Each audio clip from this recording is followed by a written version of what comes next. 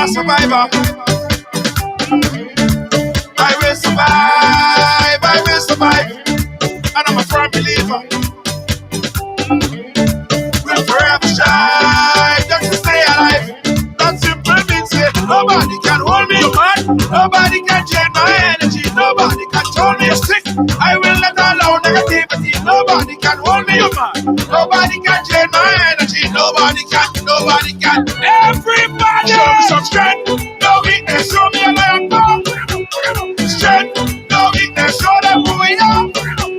Strength, no weakness, show me a lion bone. Everybody strength, no weakness, show them who we are. Not when you're old. Your enemies, they must tremble. Your enemies, they must tremble. Yo, not when you're old. Everything has to humble. Everything has to humble. I'm a go-getter. I just go hard, and I'm a kind of fella. Put my trust in God, put my trust in God. That simple means it.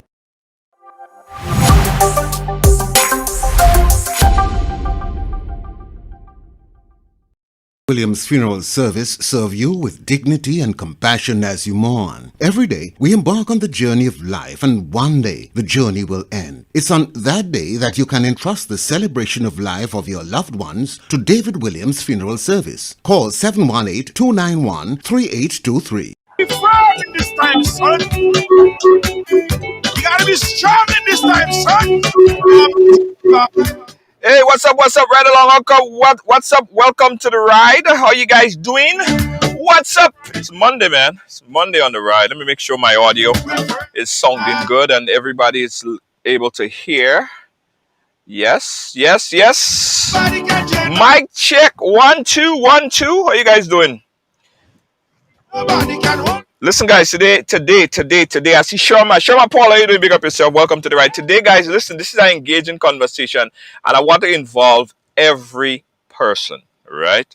This is a conversation that needs your involvement. So this is the kind of show that you guys have to call in. If you have a second device or you have a family member that have a second device, prime up the number, lock it into your phone, because this is a discussion that we're going to have. We're speaking here with two activists on the island of Grenada, and we're going to talk about a very, very important topic. We've seen it, we hear it, we've all been talking about it. Now, this is the time to voice your opinion and let people know what's on your mind. All right? Okay? All right, how you doing? All right, guys. So, but before we go any further, you know how the whole thing go, right? You know how the whole thing go. I want everybody to click that share button. Second order of business, click that share button. In fact, you can click that share button twice. Let me do that as well. Share it on a page. Share it in a group, like I'm doing right now. Hey, Lacey J, how you doing? Monica, how you doing? Thank you for sharing. Donna Rush, thank you for sharing. I appreciate you, Donna Rush. Yes. Lydia, how you doing? Thank you so much, Lydia. Monica, how you doing? Thank you so much, Monica. Everybody share. I don't want to start before everybody sharing. I want to make sure everybody share it, because you know what's been happening with Facebook and not sending out our syndication and all this stuff. All right, so share here. I got one more sharing to do.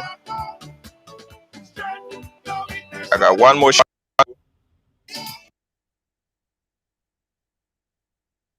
Yeah, I think I'm good. All right. Hey, how you doing?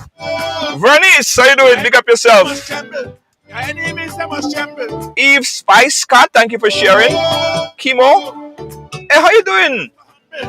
Nalia, how you doing? Thank you so much for being a part of our program today, guys. So listen, I want to share something with you guys, right? And that is basically what prompted this conversation here today. I want to play it back, and I want you guys to listen and pay attention. And on the other side of this, we are going to talk. All right? This is Let me cue it up. Let me cue it up right now. Let me cue it up right now. And if this resonates with you guys, if you find this to be true of any sort, I want you to lock in the number because we are going to be talking about it. Listen to this. Tension high, you see, and you want to know why the Grenadian youths are angry? The youths are angry because they know you are still trying to give away Cameroon Park, locking out Graniton Lake, and leasing away Anadale Falls. The youths are angry when they hear that the Chinese now own Monghatman, Hillsborough, and Livera. And the minister's response was, don't buy the hands that feed you, so we must accept the pagoda. The youths are angry when the beach entrances get blocked. Citizens get beaten for bouncing stray with dogs.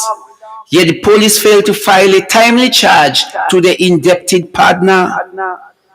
The youths are angry when teachers hosted Teachers Can Cook in Batway. Then a foreigner can call the police, who shut down the music irrespective of the culture anyway. The youths are angry when you cancel the role of the Public Service Commission on all interviews for e-money, traffic warden, and education ministry are processed in the political constituency. The youths are angry when President of the Senate referred to Carnival as nonsensical, yet gave silent support for the blocking of public workers and their gratuity, while he wear his wig proudly representing the Queen and her monarchy. The youths are angry when you call a permanent state of emergency, making wheels and deals secretly, trying to push us back in the days of slavery, keeping us hungry and blocking our MoneyGram money. The youths are angry because the man that tried to kill Panorama has just hosted Friday Soca, dishing out big dollar while carnival activity is cancelled for all other. The youths are angry because they are second-class citizens in their own country, where there is politics without political discourse, politicians without political passion and morals, parliamentarians without conviction and principles, opposition members without visions and plans to oppose, leaders that are spineless, permanent secretaries that work against the ministries and country, Grenadian ambassadors that do not like Grenada. Yes, the youths are angry. They are very angry. They are very angry indeed. That was Mr. Livingston Nelson. The youths are angry, and that basically is the part of this conversation here, because we've seen what have been happening in the past couple of days, and the temperature on the ground is hot. And indeed, what people are saying in Grenada is that the youths are very angry. Joining us to talk about this is the author of this particular piece that you just heard. He's also an activist, doing a lot of things in the community, a drummer of Tivoli, part of, founder of Tivoli Drummers as well.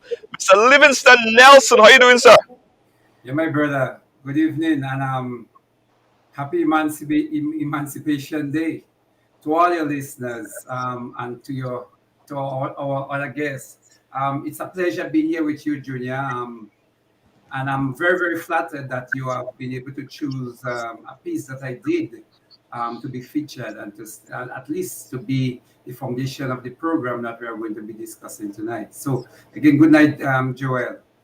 Yeah, good night, man. Good night. Good night. Absolutely. And he's no stranger to Ridealong. In fact, he's most probably the most active guest on the program, Joel Grenade from Grenade. How are you doing, Joel? It's a pleasure. Hey, good morning. Good afternoon, Junior. How are you doing? I'm good. And good afternoon to your guest, man. That's a really good piece. I just want to commend him on that piece, man. Well put together. Yes.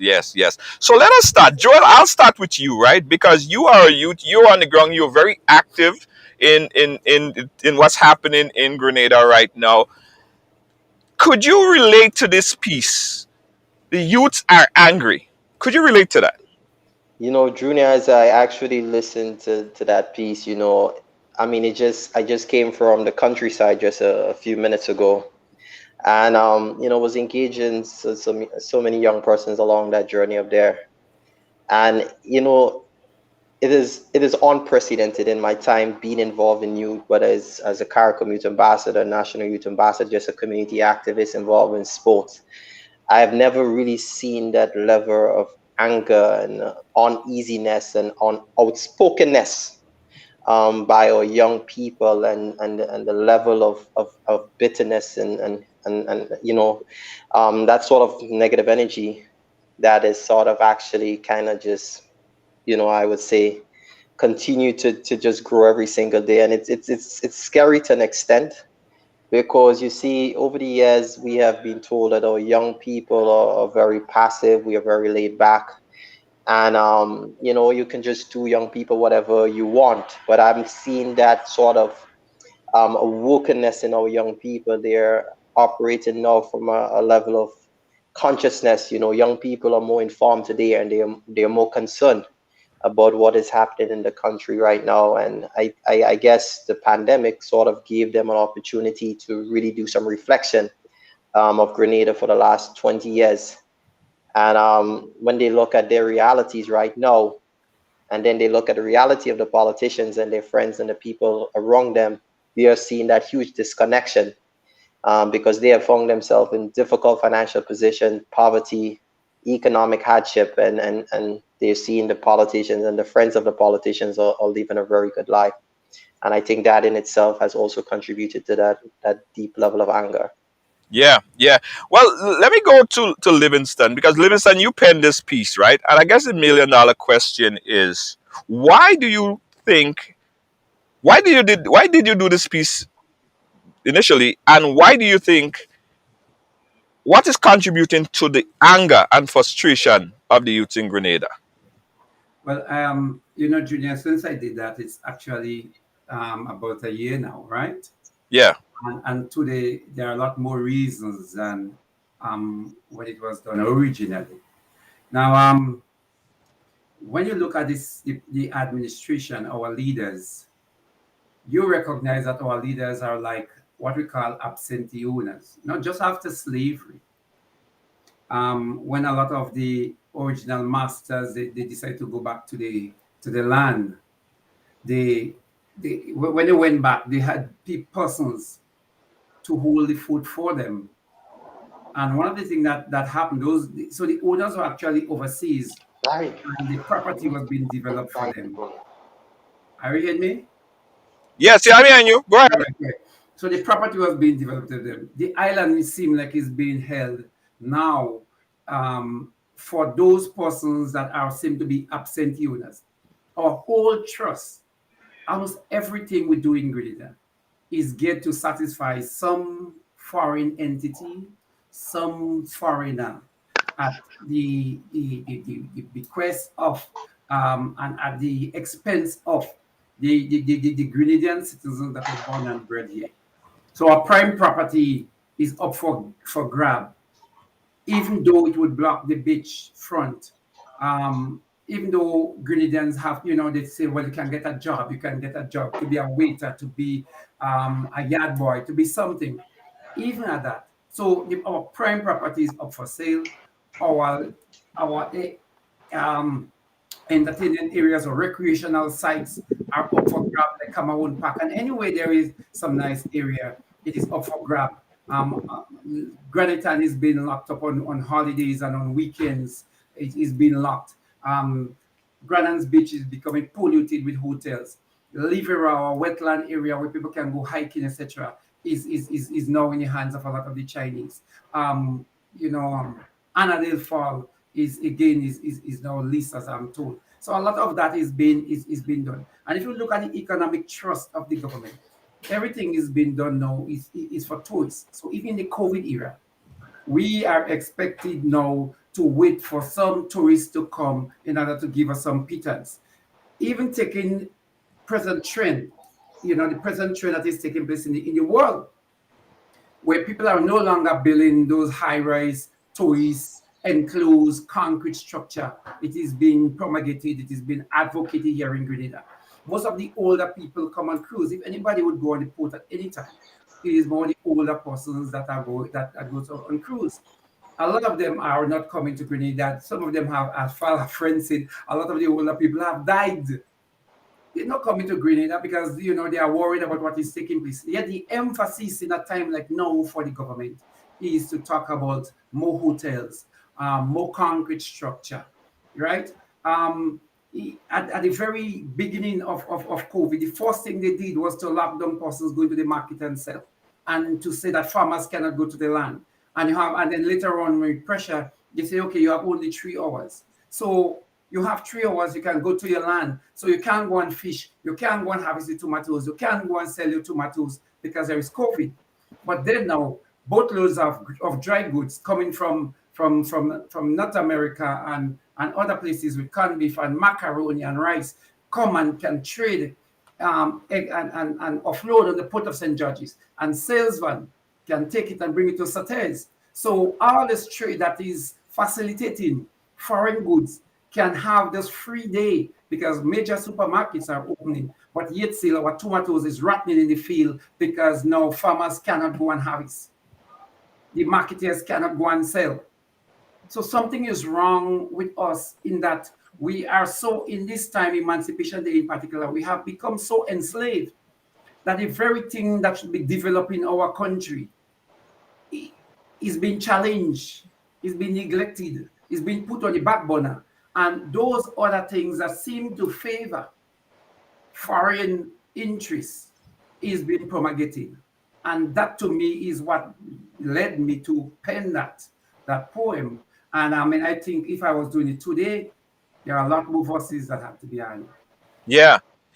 Joel, you are youth again. You on the ground. You active on the ground, and I see your passion whenever you post and you talk about things that you think that are affecting you and the youth in Grenada. Why are you angry?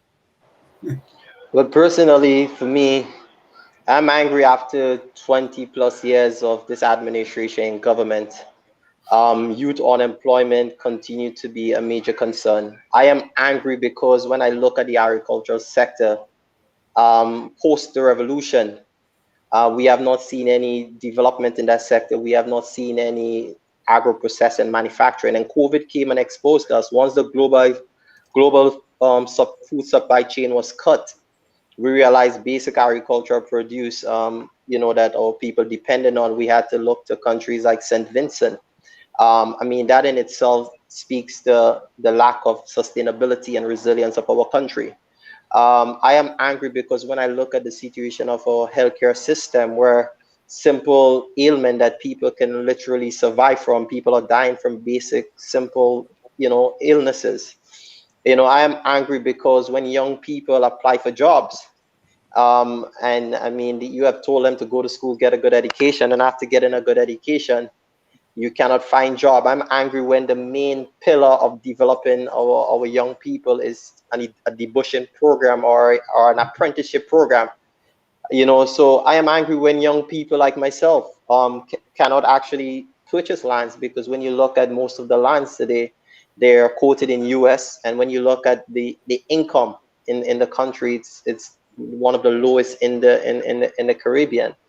I am angry because when I travel across the country and I see the state of the roads, knowing that as citizen, I am paying taxes and many other Grenadians are paying taxes, but we are not seeing the value for our tax dollars. I'm angry because as a young person, I have been speaking out over the years about the many issues affecting young people. And 10 years after, those are the same issues that we are actually talking about today, because nothing much has really been done to address those issues and those concerns. So, those are some of the things that I'm really angry about. But it's just amazing to see that when I started off this journey years ago, I seemed like I was the lone person in the wilderness talking about those issues. And today, I'm really excited because so many other young persons are really coming forward and saying, listen, I can no longer just sit back idle and allow my country to just fall by the wayside. And young people are coming forward and saying, listen, we need to rescue our country because we have to do this for future generations. Yeah. So When I listen to the piece again, guys, we're inviting everyone that's watching on the live. This is your conversation as well. I'm going to put the numbers up right there. I want you guys to call in and tell me if you find true to some of the things that has been said here, or if you don't. I mean, we're not saying that you have to agree with everything. This is a conversation, so we need to hear your point of view. You might disagree with it. Call in as well. 718-701-5720. You could call on the WhatsApp or you could call direct. Again, the number is right here on the screen. 718-701-5720. We want to hear your point of view. Please, please, please call in and let's hear what you got to say. Right. So when I listen to Livingston piece, right? It seemed like it was non-partisan.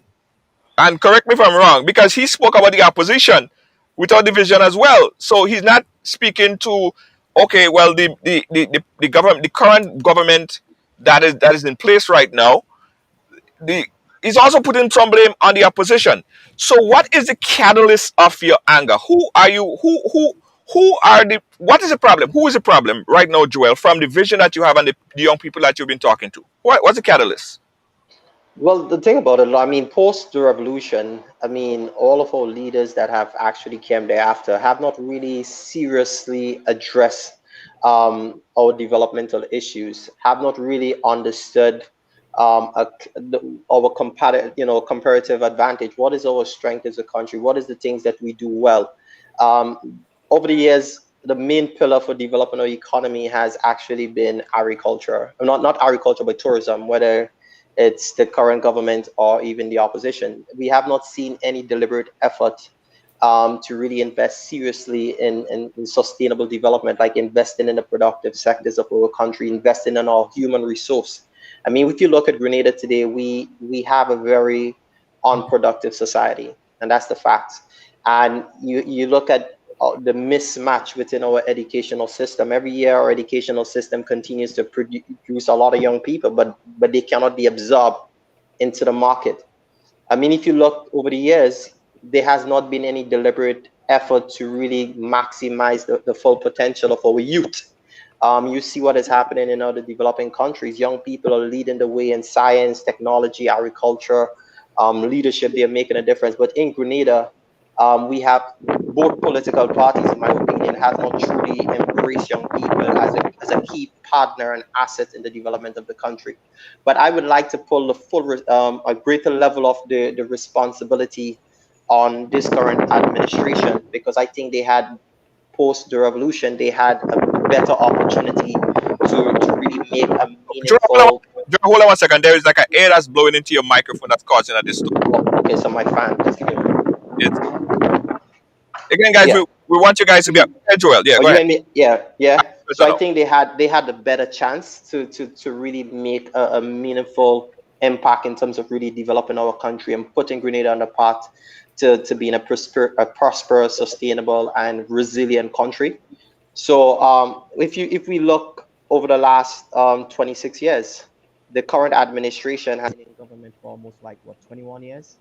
And I felt like nothing serious has really been done to really address the issue of poverty, the issue of unemployment, especially among our youth.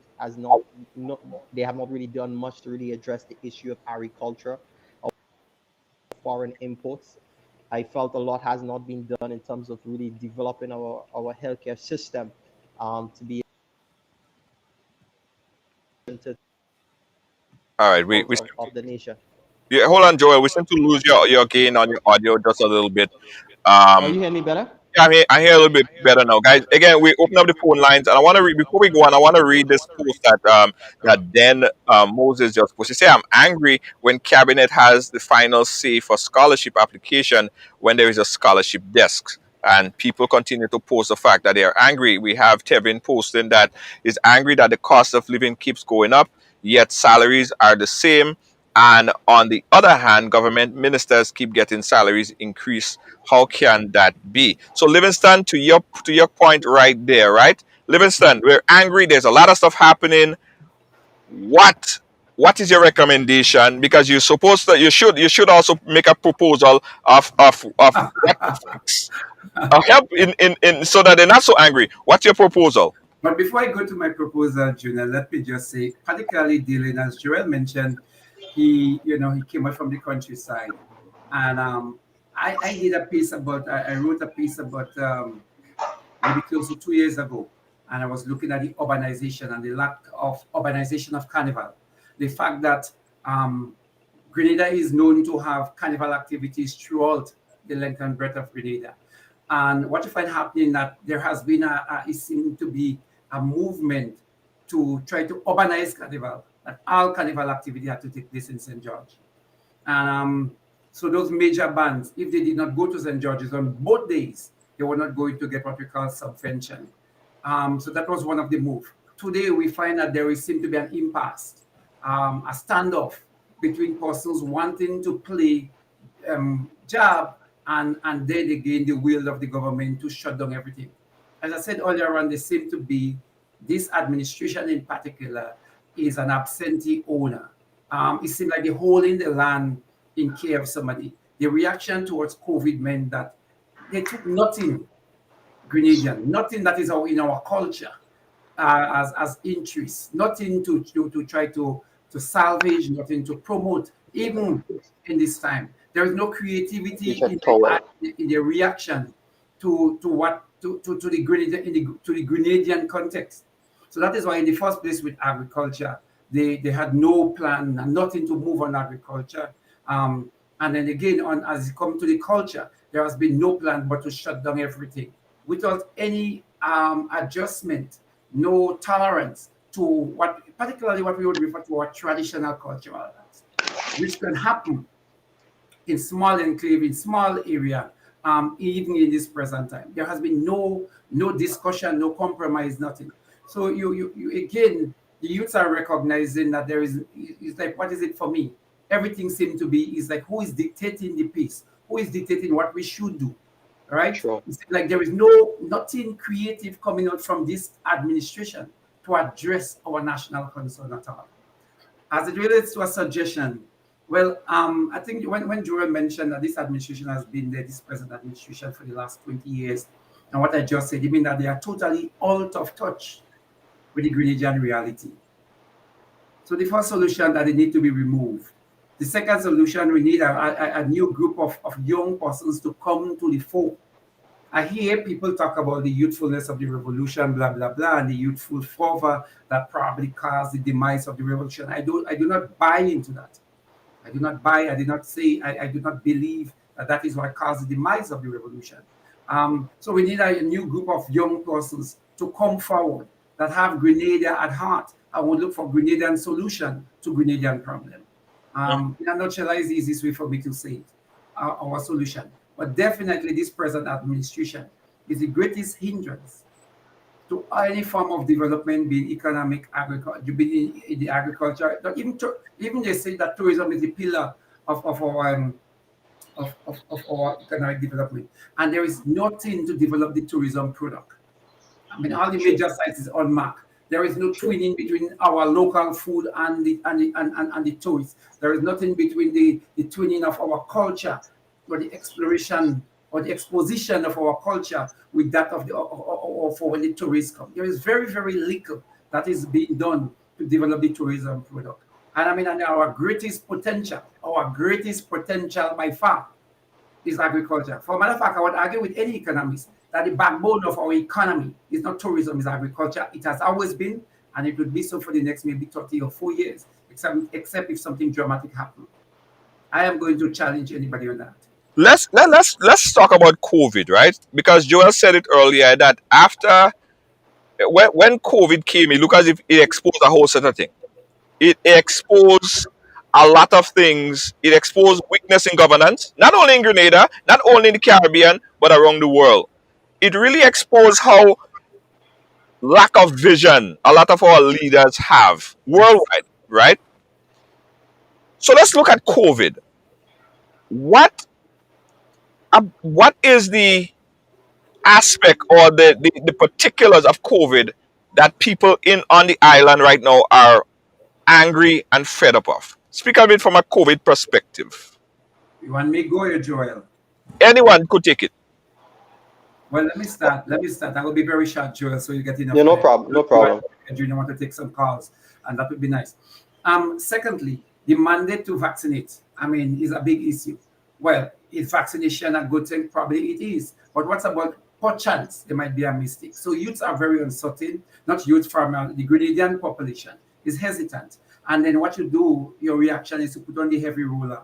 And the government is so coward that they're going in behind places like SGU, and now they want to use other private companies to force people to take vaccination, right? While they that manage the medical system and the public service is not coming so to tell the direct workers to vaccinate, to have forced vaccination. That is one.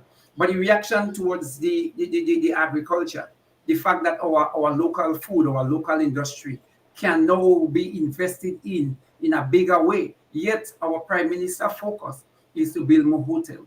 So those reactions, I mean, again, I'll just be brief. Those reactions to COVID is one, you have all the rules, the regulation that seem to be not homegrown, but foreign based, that is being imposed on us without any dialogue with the local population.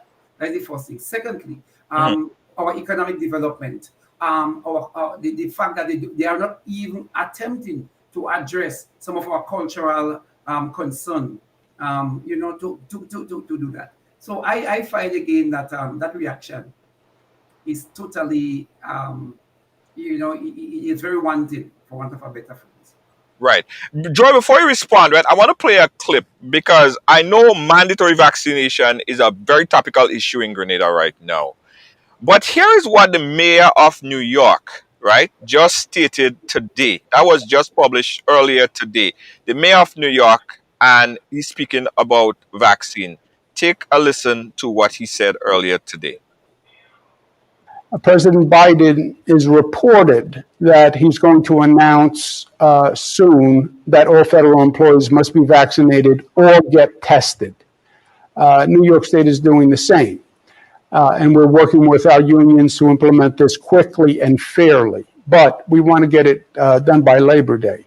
And I encourage all local governments to do the same. It's smart, it's fair, it's in everyone's interest. But we have to go further. And New York led the nation in going down the path that made the most sense, even though it is hard. And this has been the frustration for this country from the beginning.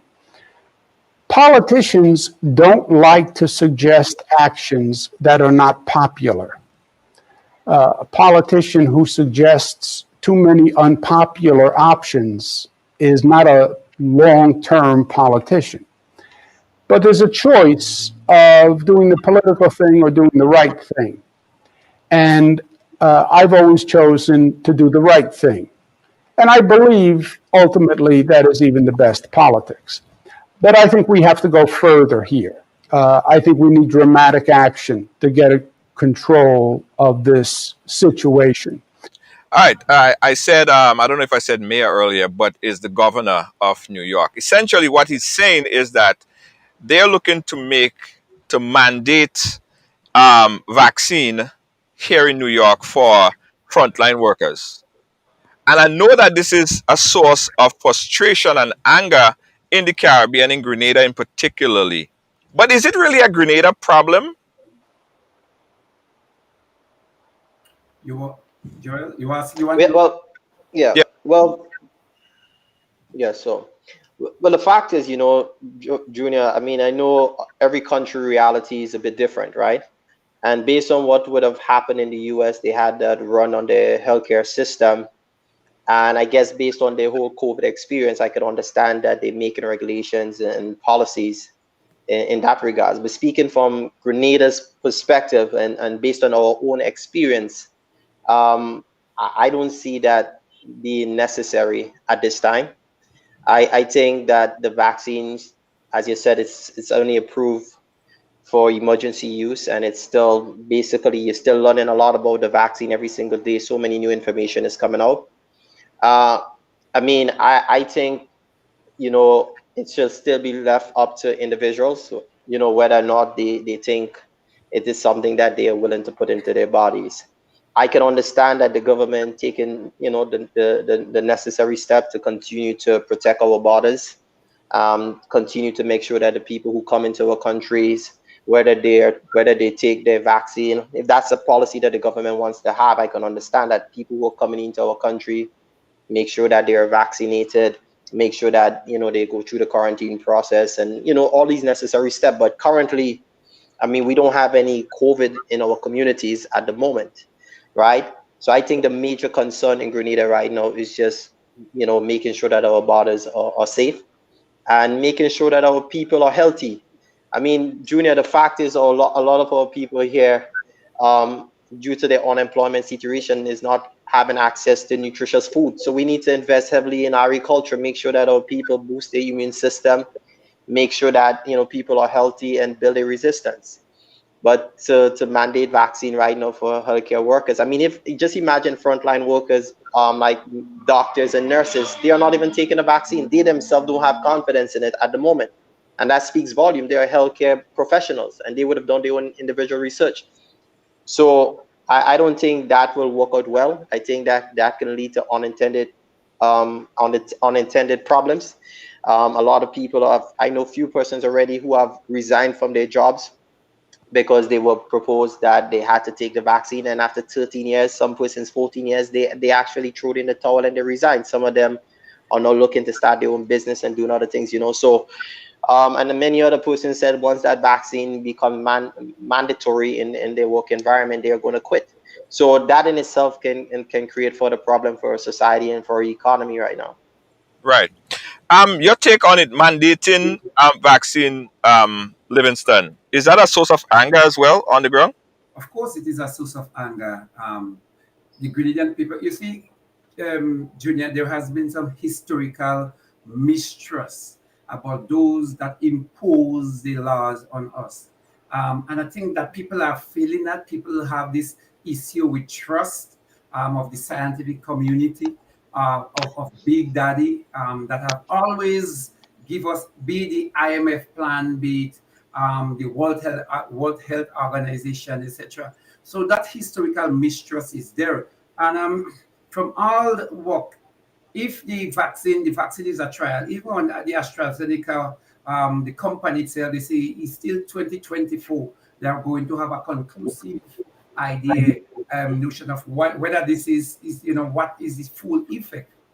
And so I think people have a right not to, particularly when they tell you that it is the vaccine does not prevent you from getting the corona. The vaccine does not prevent you from passing it on, from spreading it. And then the question is, what is the main difference between advocating that our people continue being in the sun, exercising, and using fresh fruits and vegetables, eating properly? What is the advantage then? What advantage does the vaccine have over those other regular measures? One of the things that the mayor said, again, guys, I want you guys to call in on this. I'm going to put a number there again, 718-701-5720. Let's have this conversation. The source of many, many anger and distrust. Let us talk about it, all right? And keep posting your anger and what you're angry about on there, because I'm sure that people are reading it. On the question of on the vaccine, I spoke to my doctor, right, that I checked out, and he advised me what to do. I am fully vaccinated. I decided to take the vaccine, right? And one of the things that I was I understood from what he was saying is that the COVID-19, the vaccine um doesn't guarantee that you're not gonna catch it, but the people that are catching it right now that are dying are in much higher percentage, right? The probability of the average of people who contract the virus that's fully vaccinated is 0.999, some low percentage, 0.9 in every 100,000 or sorts, right? So what I'm saying is that if you have a lower, if you could get the vaccine that could possibly prevent you from being hospitalized, and that is being translated to you by a healthcare professional, would you not take it because you don't want to be sick? But Junior, there you see that. I mean, listen, if you realize what is happening with the media, and then here is a mistrust. The narrative in the media seem to be very one track. Right. A lot of persons that have example just recently, I was reading a letter from a doctor in Grenada that wrote to Sean Charles, the CMO, right? Now that letter did not even make GBA news. Why is it that the news is so one track, one-sided, that the alternative cannot be fully discussed our media, on Yeah. CNN, on Fox. And Why? I'm all for debating the both sides of it. All for let both sides be heard. But Junior, that is not happening. And next thing, are there alternative? Are there any alternative medicine or so that can come up? Does anybody else have an alternative cure or medication that can be used? No. Everything else is being sidelined. Only thing, the only cure, the only reaction to COVID is vaccine. How that can be in a time like now with so much modern medicine, with so much technology, with so much information. That by itself is what is frightening. The way our news is so curtailed, is so measured, is so cut up to fit one, everything has to fit one size. And I believe that is extremely frightening in terms of what is taking place. So the vaccine is good, maybe it is. But then the news, the information, the way our information is being muzzled, and there is no alternative discussion, is extremely frightening about the agenda of those that pushing the vaccine. Right. Joel, you wanted to chime in? You know, Junior, I mean, you see, everyone experience is a bit different, right? And the reason I was speaking of earlier, when we look, I had friends who came down with COVID during that point when we had that little spike, you know. And I mean, some of them was not even aware that they had COVID unless they took the COVID test. Their recovery was like the snap of a finger. Within 2 weeks, they were good. I That's had friends. everybody, yeah? No, I'm just saying. I'm just saying, right? I mean, Mhm. we had 100 and something people came down with COVID. As you said, we had one death, not really much of a run in the hospital. I mean, people will say when chikungunya was around, it had a greater impact on the lives of our people. Many people were hospitalized. Many people today are still suffering the impact of chikungunya. But let me tell you what I'm experiencing among our young people right now. Most young people are more afraid of the vaccine than they are of catching COVID right now. And let me give you an experience. I had one person who was close to me who decided to leave Grenada and go to the States because they wanted to take a different type of vaccine. They didn't want the AstraZeneca. The Right. person traveled to the States. They took the vaccine. They took it the Tuesday. The Wednesday, they realized the person was not coming out of the room. When they went into the room, the person was unresponsive. The person went to later actually end up in a coma. Even today, that person is still in a coma. So I mean, and you're hearing people right now who took the vaccine are saying, listen, they never had any complications before prior taking the vaccine, and now that they have took it, they're coming down with serious complications. So there's still a lot of things that are happening on the both sides right now. People who never suffer from heart problems, people who never suffer from this, now they're coming down with these complications right now, and they Right. never suffered from it prior to taking the vaccine. So there's a lot. It's a debate. It's a lot of argument that I said everyone is responsible for their own body, Yeah. and if someone is scared of taking a vaccine for whatever reason, and they are prepared not to do so, I don't think people should put them, people should be placed in that sort of position where they have to do something that they're totally against, something that is against their conscience, against the will, against their personal belief, or against their whatever, I just don't believe it should happen. Right. Someone having to choose their job or putting food on the table, and to put something in their body that they don't want to. That's just my Junior, position. Junior, just give me 1 minute here. Yeah. Now, the whole trust is not just against vaccine. I think everybody know before that we had tetanus and we had polio and all those various things that was, tested, etc. And people readily took it. So the whole argument also is not just against vaccine, but I think people have a fear of this one. So I just wanted to see that. And the what my friend just mentioned, there's so much Well, rumors going around yeah. about persons that are afflicted, but that doesn't make mainstream news. Yeah, yeah, yeah. You see. Again, I'm not here, and I don't want to sound as if I am trying to advocate for mandatory vaccination because I'm not, right? But I could speak from this point of view. I had COVID personally. I dealt with COVID, and I afterwards I took the vaccine. And let me tell you something. COVID is not nice, and I didn't have it as bad as a lot of people. And I've heard stories to the contrary of what you're saying. People that caught COVID And right now they're sitting on their bed and they have to be intubated, and they're begging for the vaccine, but it's too late, right? So there are a lot of rumors, there are a lot of things that's going around. But when you put it into perspective, vaccines eradicated yellow fever. Vaccines eradicated a lot of these viruses around the world. In fact, a lot of artists, before they travel to Africa and certain parts of Europe to perform, they have to take a particular vaccine, right? Tried, It is not tried a and new thing. tested. Yeah, tried and tested. So we're not advocating against vaccine. Right, So we're not advocating against vaccines. So get that clear. We're not saying that the vaccines are not good, are not important. Um, I think most of us growing up have taken vaccines, and we will do it again if we have to. I'm right, just saying, in this one as a trial, if people need a year to sit out to see what's going on, I don't believe they should be forced or they should lose their job in the process right. by And you're right. You're right. because it's an experimental one. So we're not against vaccine. That is not the argument. We are saying if somebody wants to sit out a year, then give them that opportunity. Let us sit out a year while those that are willing to take the risk now, to take it now, let us so do. But we could all move. I don't see the big argument why everybody, because you're working in a particular area, that you should force to be taken to take the vaccine. Example, SGU, you're forced to take the vaccine, and then but then the next day, 80% of all the workers in SGU coming back out in the supermarket with persons that are not vaccinated. What did you achieve by that? Except big government, except showing that you are stronger, that you could do people what you want, how you want, when you want. What did you achieve? The point I'm making, if you go on a moral drive and say the vaccine is good and you should take it, and those that are hesitant, give them a year. We are all in Exactly. that is what we say. It is not against vaccine, but if people are fearful now because this one is an experimental one, give people a chance to sit out a year. Yeah, and again, Well, Junior, one point I want to make, right? In the midst of COVID, right? In the midst of the COVID, right?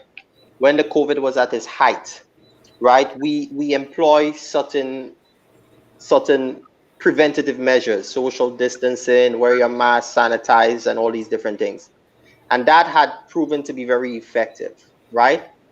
I'm saying we can still continue to employ those strategies that has worked while persons who have not yet taken the vaccine continue to be educated, continue to do their own research, and get to that place where they're well informed that they want to take the vaccine. But one of the things I have observed, Junior, and I observed it happening in many other countries where you have to do a lotto for 10 million or 5 million or $1 million, 100,000. Grenada one was $1,000. You're given land.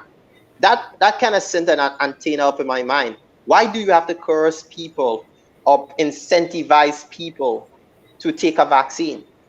It just wasn't adding up. Why not spend that resources in terms of educating the people and providing the necessary? If you said masks has work, provide people with masks. Why you don't use some of that money to provide people with sanitizer? Up to now, I'm not hearing nothing about sanitizer again. I'm not hearing nothing about masks. I'm not hearing nothing about social distance. And all of a sudden, these measures that have worked for us in the height of the COVID no longer is valuable in this current time. I mean, it worked in the work environment. Apart from Sanders having a situation, I haven't heard any outbreak of any COVID in any other business environment. I mean, those measures have worked.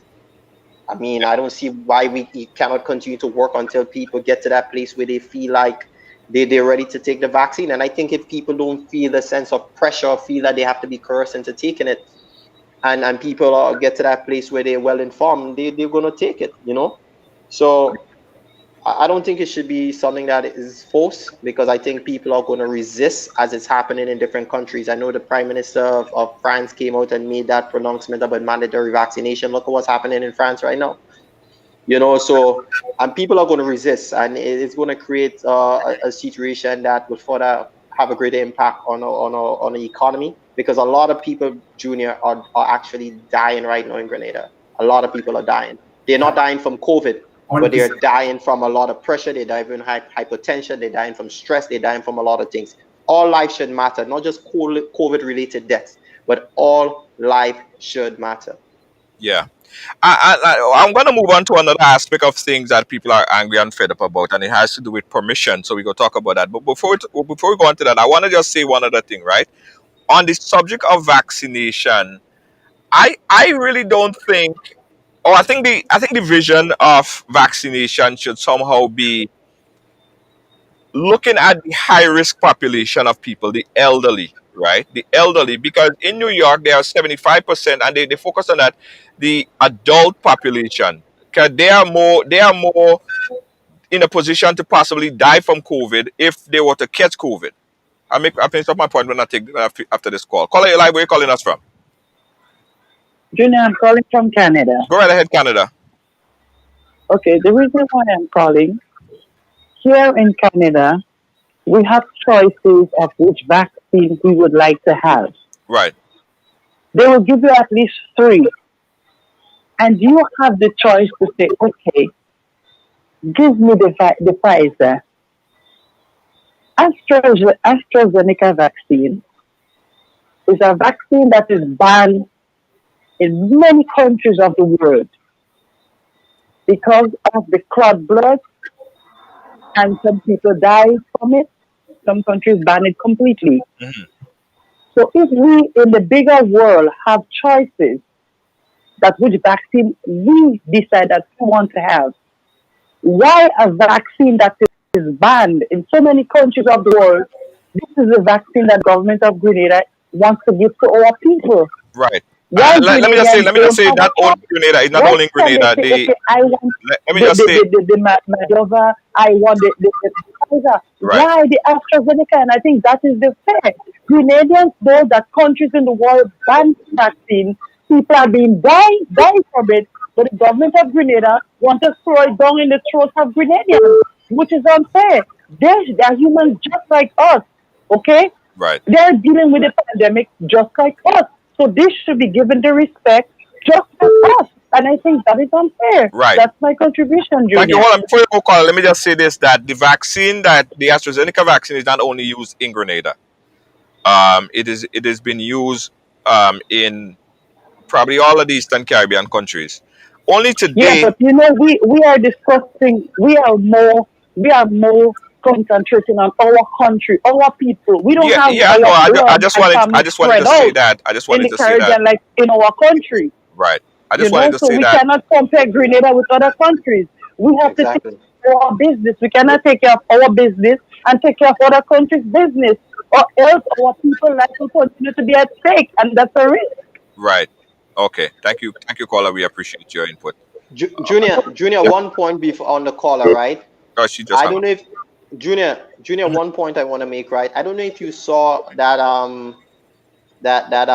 interview or presentation by Joe Biden when he stated that the AstraZeneca vaccine was not approved for use in America, and they had about 60 million that they were going to export to other developing countries. Did you saw that? No, I didn't see it. I didn't But independence you heard about it. about it. Yes. Yeah, I saw it, right, and that was very concerning to me. And I am and developing countries like Grenada and other Caribbean islands.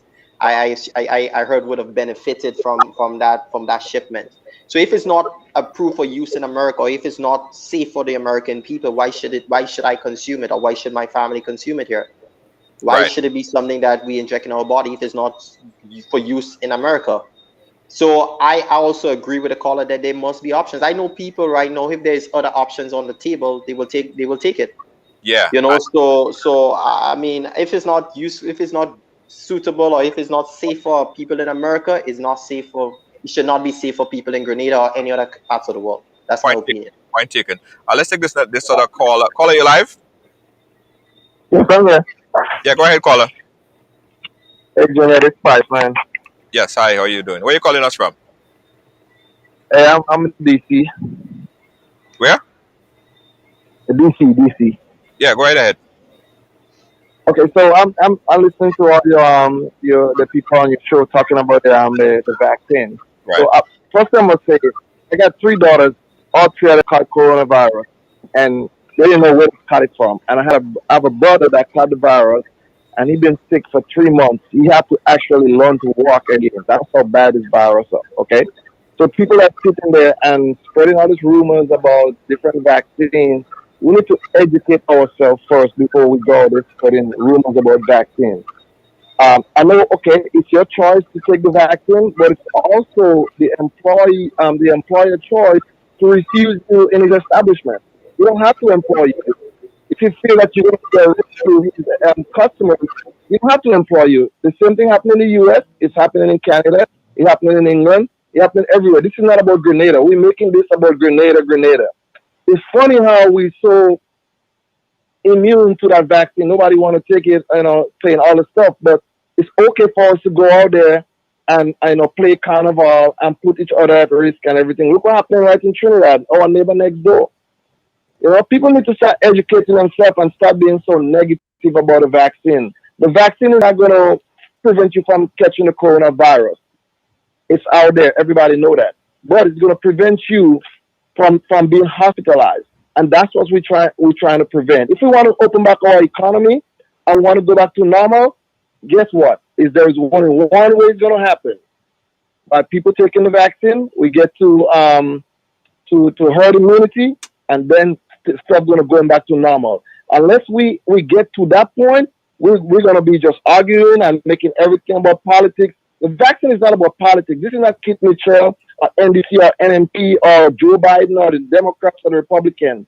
This is about your health. I have a question for some of you viewers. Answer this. Is there any other medicine for tetanus besides a vaccine? The flu. Is there any other medication for the flu besides a vaccine? No. So why are we so negative about taking a vaccine for the COVID? We need to stop and we need to check ourselves and we need to know what's going on before we jump on TV and making comments that is just not accurate. I've seen it. I've been close to it. I've been there, done it. My kids had it. My brother had it, and it's dangerous. And I'm telling people, if you don't care about yourself, care about the people around you. That's all I'm going to say about that. Right. Thank you so much, caller. We appreciate your input. Joel, Yeah. yeah. Just Go ahead. Yeah. So Israel has a high population. The callers mentioned about herd immunity. Herd immunity was supposed to be roughly 67-70% of the population.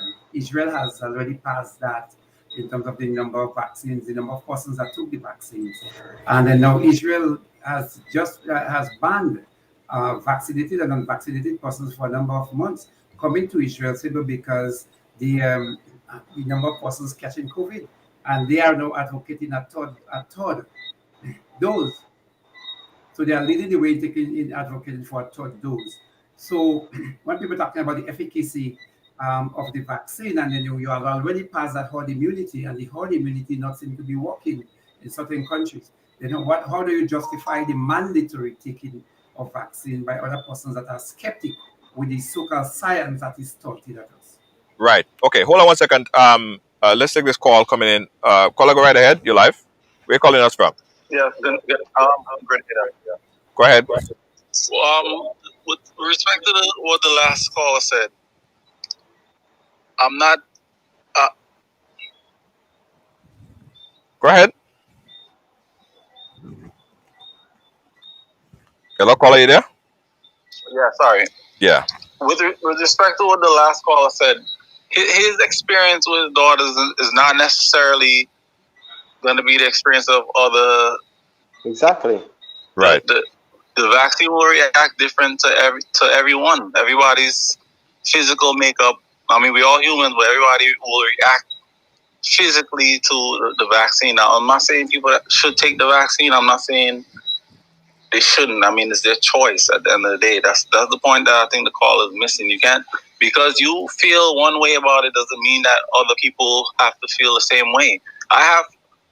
Personally, I know a family member who took the vaccine down here, and the doctor said that all of the adverse reactions that they have it is because of the vaccine that they took down here. So what are you to tell me or this person that the vaccine is good for them and look what happened? Right. You know, everybody's going to react differently. And with regards to the topic that, what is it, why the youth are angry? Mm-hmm. Just look around in Grenada. There are no jobs. There's hardly any opportunities. We don't even have a manufacturing facility to say we could employ 100 people in a factory or something like that. We got all kind of stuff spoiling in Grenada, and the people in charge not seeing that. I mean, everybody's going away. They're going to meetings. They're talking to other people in different countries. They see what's going on around the world. I mean, why we can't elevate ourselves? Right. Well, all I hear everyone talking about is tourism. Tourism is dead right now. We have agriculture to focus on. We have different things for people to get involved with. You know? Yeah.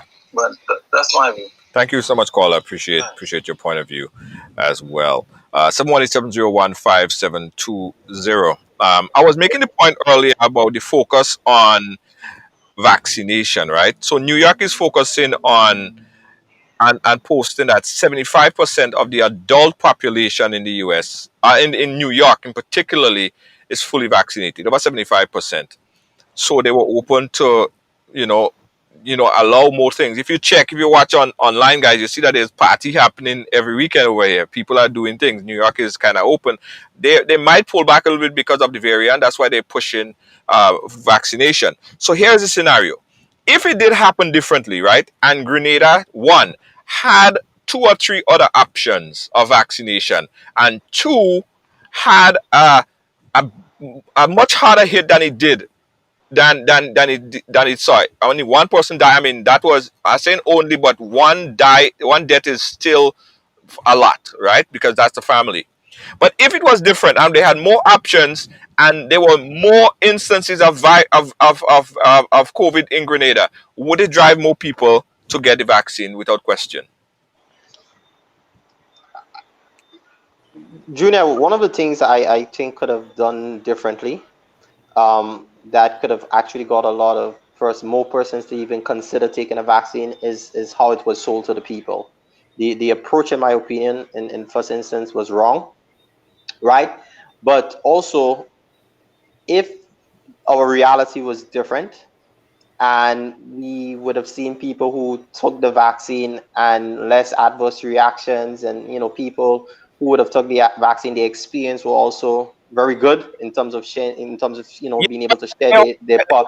there was over 3 point something billion people that took the vaccine with a B. Hmm.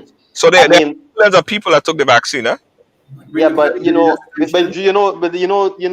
most cases we normally look at situation based on it being close to us, right? People who are close to us who would have took the vaccine, people who close to us who came down with COVID, their experience. A lot of people make decisions that way. So I guess based on your experience, you coming down with COVID, you being around, seeing how it would have impacted people in your family and stuff like that.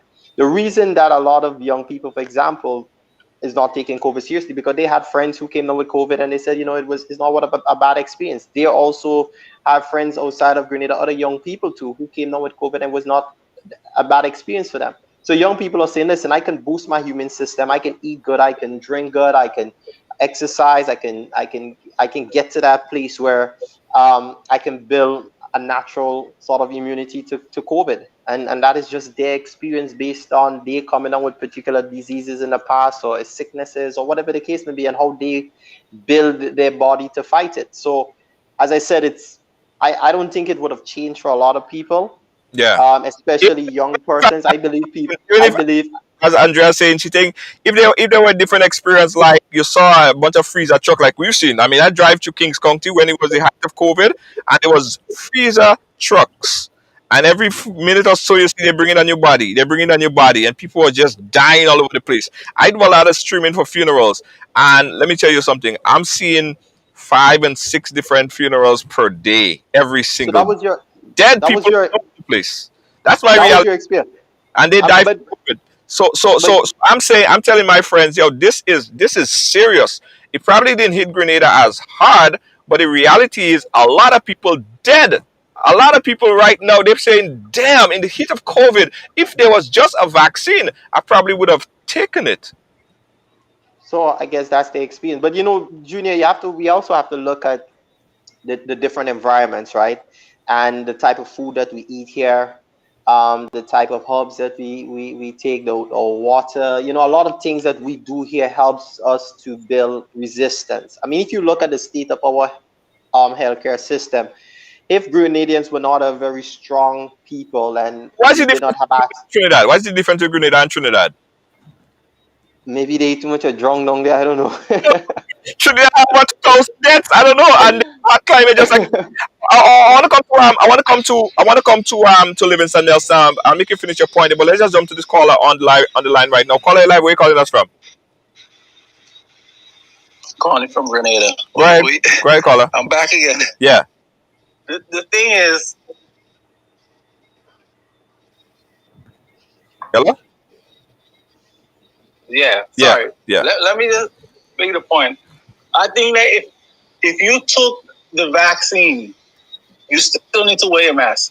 If you don't plan on taking the vaccine, you still need to wear a mask. It's like the most effective way to prevent people catching the COVID. Yeah, but caller, but it's different because it is, and I'm going by. I mean, I've spoken to a lot of doctors, right? And I'm not telling people that they need to take it, but I'm just telling you my experience. If you have the vaccine, you are most likely to get severely ill, right? And if, especially with this particular variant, you develop so many virus in your nasal passage and in your mouth or in your wherever the vaccine is stored, that you could transfer the vaccine. So basically, you're wearing a mask to prevent it spreading to others. That was the new CDC guideline that was posted. Right. So I'm just saying. I mean, I probably different because I was planning on even taking the experimental vaccine when they was doing the trial when it first started. So I'm probably different. I have a different feeling towards it, right? But if there is something that could help you, I mean, we're all gonna die someday anyway. But life is about kicking the can down the road. But if it's something that could prevent you from being hospitalized, wouldn't you take it? If I have to take the vaccine, I'm not taking the one that they're giving right now, the AstraZeneca. Right. Okay. Because AstraZeneca. it's not. I mean, it's not good for you. It's been proven. The next thing I want to say is, if we do have an outbreak in Grenada with COVID, the amount of people I see not wearing a mask or wearing it on their chin or below their nose is going to be a problem. We in trouble. Well, yeah. That's where we don't want to see. That's the first precaution that people failing to take. Right. Right. Okay. I call. Listen. Thank you so much. Thank you so much. I appreciate your input as always. Thank you. Christopher. I mean, sorry. Livingston Nelson. You are dying to make a point. No, I think I made a point earlier on. I think you asked a question. I just answered. I'm not so sure. Okay. Okay. All right. All right. So let's go back to my good friend there, Joel. Joel, you was making a point before I cut you off. Sorry. I think I would have finished made the point, and I think you were saying something. Okay, so let's jump on the phone line and get you guys call 718-701-5720. That's 718-701-5720. We're talking about anger and frustration. The vaccine is one of them. We touch on that. We're going to move a little bit forward. We're kind of going over time, but bear with me, guys. Let's talk about Carnival, because this is a big sense of frustration. This is like the unofficial Carnival season. I see job, I seeing, you know what I mean? I'm seeing things happening, but not how it used, not 2019, not 2018, it's just different. What's the sense of frustration right now as it relates to Carnival?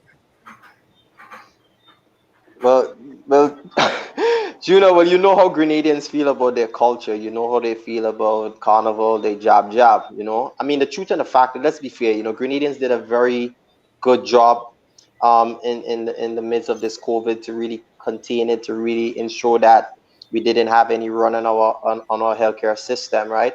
And I mean, if you grew up in a sort of environment where you look forward to that, festive season, and you would have sacrificed so much to ensure that we got things under control, and you look to the UK and you see yesterday was Jam Juve and you see over 6,000 people, freeing up, having a good time, and you see what's happening in the rest of the world. People are really enjoying their culture. I mean, it really leaves you in a position where you it's like the stress, like you're already stressed out. People are stressed out, people are frustrated, and people just want to free up. And what's the best way to really enjoy your culture, which is your job? One of the things I would have suggested, Junior, is to let every parish have their own juve. If you had to have a centralized venue, maybe a playing field or something, maybe you had a sudden a sudden, you did it in such a way, but that would have been a good opportunity to promote community tourism, especially in the rural communities and stuff. But to just say there's no compromise around carnival, when Grenadians look forward to that, when we know that, okay, there are about only 3 cases, and the cases are in isolation, and we don't have any evidence of COVID in our community, and it has been like that. I mean, last year, I know there are a lot of people who are preaching doom and gloom, and the Jab showed their resistance by, jumping in the streets and playing their carnival, and people saying we're going to have a COVID outbreak and this and that, and we saw that was not a reality. So let us not preach the doom and gloom. Let the people free up, because you know what will happen? That energy that the people are going to put into Jab, that could have prevented one of those young persons who are frustrated from putting up a knife and stabbing their brother, or picking up a gun and going and rob a place, or something. It could have unintended consequences for society, because there are a lot of young people who are walking around like ticking time bombs. They are frustrated, they're unemployed, they have no money, they're stressed out, they can't pay their bills. And they have been actively looking for work every day. I meet those young men looking for work, can't find work, and they're frustrated. So why not give them that opportunity to vent, but at the same time ensure that there's just a level of control. Yeah. And the thing about jab culture, I mean, I've never seen this, but one time I see Grenadians unite, whether it's NMP, NDC, GLP, NOP, is around the jab. They all are in the same band in just harmony. And what was interesting last year, Junior, even when the jab showed the resistance and played the jab, there was I did not heard of any incidents of violence. Right. So, but it's really unfair for other promoters to have events like last night. There was a major event held by one of the promoters. The elites or the upper class in our society got the opportunity to enjoy themselves, but the ordinary man, the poor man who's struggling in the rural community, who just want a little opportunity, cannot afford $300 or $350, he wants to enjoy himself, and you're telling him he can't do that. Junior, that is totally unacceptable, and it's unfair. I'm seeing people going to resist that. I mean, and there's no, I mean, there must be some compromise at some place. You understand what I'm saying? But Joel, what about some people that say, and I'm going to come to you, Limit, what about people that say you can't have it both ways, right? You can't have it both ways. I mean, you have a very low vaccination rate, but you wanna have a fete. You wanna have everybody come in. Think about the message. Grenada have Juve, the biggest jab ever. You know what's gonna happen? Some folks on Trinidad go jump on a boat and come down, or come into the country, St. Vincent, come down. Everybody want to get away. Everybody want to break away. What does that mean if you have a low vaccinated population, but FET want to keep in a massive way? In the UK, keep it posted, in the UK, 90% of the adult population are vaccinated. So they open up. They could have. But who going to events in the UK was young people. Young people who was there. But they go home and they carry it back to their grandmother. But Junior, even if someone is vaccinated, they can still go home and pass on the COVID to their grandmother same way, Junior. Because remember, you can still catch, even if you're vaccinated, you can actually catch COVID and you can still pass it on. These people are they are more free-spirited because they are vaccinated, and I think they possess a greater risk. Because if I am vaccinated and I feel, okay, all of a sudden I'm vaccinated, I can just move about in society and I can just move freely and I can take less caution, then I can pick up COVID. And what happens? I can go and spread it to the unvaccinated. I can spread it to my elderly grandmother who's at home. It's the same thing that can possibly happen. That's why she said that 90% of the elderly and adult population is vaccinated. So even if they carry it back home and the grandmother is vaccinated, she's less likely to be hospitalized and dead. I know that is the sort of debate and sort of argument, Junior, but I mean, where's the evidence? You know, a lot of these things is not driven by evidence. You know, there's no empirical data to support that. We are still guessing about these things. We are learning about it every single day. New information is emerging. Even CDC sometimes confuses me with the information. They put out information one week this, and then next week they put out something contradicted. I mean, that's why they have up until 2024 to do all the finance, to do all the research, to gather all the data, and then they can present the data, and then they can determine whether or not these vaccines can be fully approved. I mean, we still learn about COVID, Junior. So the fact is, we cannot just say, okay, vaccinated people, because you're vaccinated, can enjoy yourself, but because you're unvaccinated, you're dividing the society. That is segregation, and that's recipe for disaster. We all have a right to social enjoyment. We all have a right to enjoy ourselves, and it should not be reserved just to the elite or the upper class people in the society who play a job, or some of the ordinary people who play job, and it don't cost them much. It just costs them some paint. They can get some paint anyway, put on some old clothes, and they go. They may not afford to put on a $500 suit, pay $350, and go to an event. I mean, I'm just saying, you know, the same way these people went out last night and enjoyed themselves and socialized, they could have catch COVID. They could have go back to their work environment where their co-workers is not vaccinated, and they could have actually passed it on the same way. Yeah. Livingston Nelson, sir. Yes, yeah. Let me say, Junior, the question I asked, there seems to be the focus only on physical health, the focus only on COVID. There are a lot of health issues in Grenada. Cancer and diabetes is leading, is way more, killing more people in Grenada than COVID. Yeah, so I think we must bear that in mind. Apart from that, the population is stressed. So when we're looking about carnival and we're talking about carnival, there should be a certain accommodation to make sure that some form of compromise is being done. Now, and as just common sense could prevail, you have several places that is given licenses to operate, and in those small places, maybe 40 by 50, and you have 300, some people say up to 1,000 persons in this enclosed building. But because they get permission, they are able to go on, say, from 7 to 11 or to 11:30 p.m. So those places have that right to operate, and they do operate. Now, it is okay. So you can have that. You have some persons that are promoters, and they can have a fed.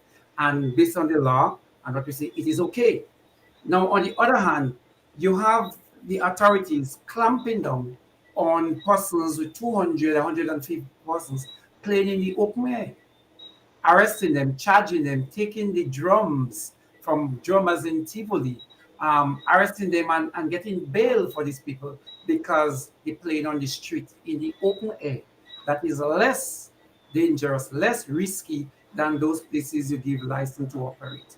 And I'm wondering, that I was saying, you know, no longer are we thinking about Grenada and having solutions and compromise to deal with the Grenada situation. So if we really want to fight COVID, let us be honest, we want to fight COVID, but people are operating in buildings and you have 300 persons inside, everybody breathing stilly on each other, and that is fine because they get permission to do so. But you're chasing down a few people playing jab. The question I ask, in this time, we know that a lot of people are stressed, and Joel emphasized in terms of the hardship that some people are facing. Hardship because of the lack of jobs, hardship because of the politicization of a lot of jobs. A lot of people have to go to the constituency office, to your ministers, where the ministers, you know, they have a large bill, a large budget, where they now go to different places and they can give you a $10,000 contract. They can bring you toilet, they can do you that. So people are feeling, you know, it's the ministers that can give you e-money, it's the ministers that have to make you a traffic warden, you know, even on the scholarship desk. So the whole politicization of work and employment, and now coupled with vaccine and unvaccinated, is really tearing at the heart and creating more anger in the Grenadian society. But let me say, if we really want to think about Grenada, why can't we make an accommodation, a particular street, a small area, where Grenadian people can assemble? Why can't we work with villages where, you know, you have drummers, you have people that want to play jam, but you limit the number, you limit the place where they can go up the street to allow for free flow of traffic. in some by roads, etc., between some hours to 4 hours, and you say, okay, you give them. I believe that if that is done, you would have a lot of persons being able to distress. Um, they can operate without all this tension, and I believe it can be controlled. So I am saying, if we really want to help to deal with what is happening, it is not just about the vaccine, but it's about the pressure that the people are feeling on the street every day. And I believe the authorities have had a right to step in and say, well, listen, we don't want to ban carnival wholesale, but we could do something. Let us say, a three jab. You send your video, say somebody could be a creative piece of work, 5% to a yard, and you're sending that video, and based on it being shown all the time, and some kind of creativity that Yeah. would allow our people to express themselves, Yeah. not necessarily having to go on the street, but something controlled by Spice Mass along with the COVID committee and the police, but you give Grenadian a chance to get rid of some of the frustration. Let me ask you a question, Livingston. Let me ask you a question because I don't know if you did your research on it. What country or what carnival um, were allowed or happened between 2020 and 2021? What carnival was allowed to go forward with a large gathering of people coming together in that kind of camaraderie? Which carnival to date has happened? I'm not so sure if it's the right one, not Tatola or one of the BVI countries. I think they said um, that they allow carnival because 80% or 90% of the population were vaccinated. Somewhere to be British Virgin Island or one of those small islands, or it was Saba, one of them. I'm not too sure about the country, but somewhere around that region, that carnival are allowed. But here's why I asked you that because it seems to be it's not it's not widespread. People are still taking caution because it is not where the vaccination or the COVID is not under control as they would like it to be at this point in time. They usually have Labor Day up here, it's open air. They don't have Labor Day this last year, and I don't think that they have any this year. I think Miami trying a thing and they might pull her back too because the variant get even harder. But So Junior, you hear what I'm saying? I'm not saying the big assembly in Grenville or in Sauters or in the town of St. George.